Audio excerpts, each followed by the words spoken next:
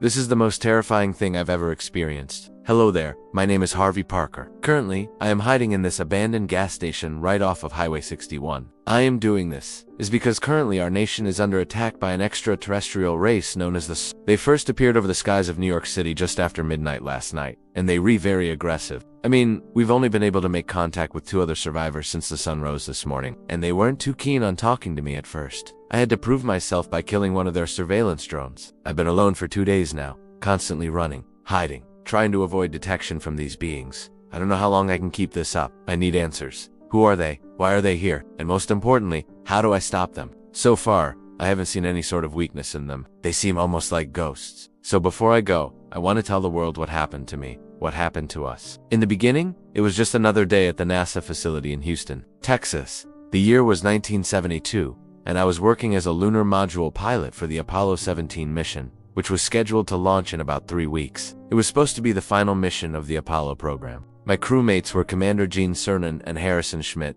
a geologist, who would become the last man to walk on the moon. All 3 of us had extensive training. We knew what we were doing. We were more than ready. We arrived at the launch pad in Florida on December. After several days of testing and final checks, we climbed into the command module, and the countdown started. As always, there were thousands of people watching, cameras flashing, microphones recording, but when the engine ignited, everyone fell silent. I felt the G-force push me against my seat as we blasted off towards our destination. We docked with the lunar module 2 days later, and everything went according to plan. Our journey to the moon took about 3 days, and when we arrived, it was beautiful. Landing on the moon is something I will never forget. The gravity is so low, you feel like you could float away. We spent 2 days exploring the surface, collecting samples, taking pictures, and planting the American flag. It was during the 2nd day that things started to get strange. We were about halfway through our shift when I noticed a glint in the distance. At first I thought it was a rock or maybe a piece of equipment left behind from one of the previous missions, but as I watched, it started to move. I called it to Gene and Harry's attention,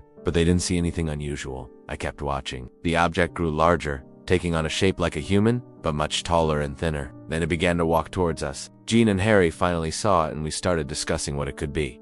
Was it a hallucination caused by the low gravity? Were we going crazy? By the time the figure was about 100 meters away, we could make out its features. It was humanoid, but not human. Its skin was gray and scaly. Its head was elongated with a pair of large black eyes that seemed to glow. It wore what looked like a spacesuit, but it didn't resemble any design used by any space agency. As it approached, we realized it was carrying something. At first we couldn't tell what it was, but then we saw the glint again. The same glint that we'd seen earlier. It was a weapon of some kind. It wasn't pointed at us though. It was aimed at the sky. The being raised its arm and fired. A beam of light shot into the blackness above us. We watched as a bright object came falling down from the sky. It landed about 500 meters away, making a small crater in the dust.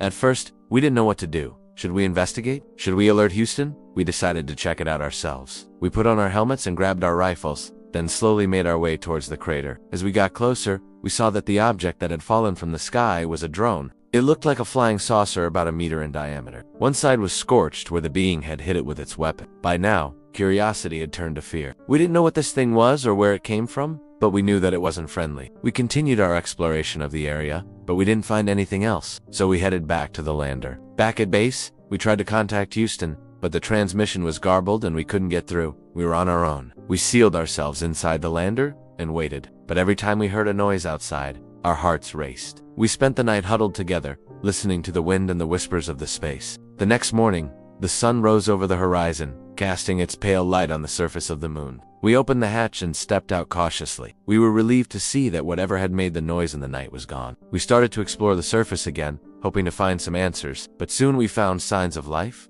or rather lives. First, we found the remains of the drone that we had seen the being shoot down. It was destroyed, but it was clear that it had been repaired at some point.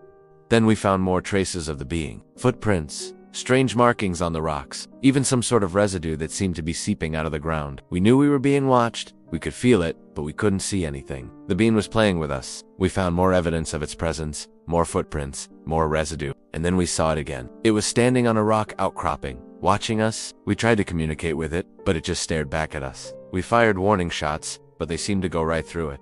The being was intangible, like a ghost. It moved through our bullets and through our defenses. We ran back to the lander, but the being was faster. It reached us in a flash and started attacking. One of its weapons tore a hole in the side of the lander. We barely had time to react before another one hit the other side, sealing our fate. We knew we couldn't stay on the moon. We had to get home. But as we blasted off, the beam followed us. It floated through space, its glowing eyes fixed on us. When we got back to Earth, we were hailed as heroes. They didn't believe our story. They thought we were crazy. The beam must have transmitted a signal back to its ship because soon after we landed, the sky filled with more of the same ships we had seen on the moon. They came for us. As the ships descended, firing their weapons, I knew that our fight for survival had just begun. That's all I have to say for now. If anyone from the organization is watching, please send help. The situation here is dire. I don't know how much longer I can keep this up.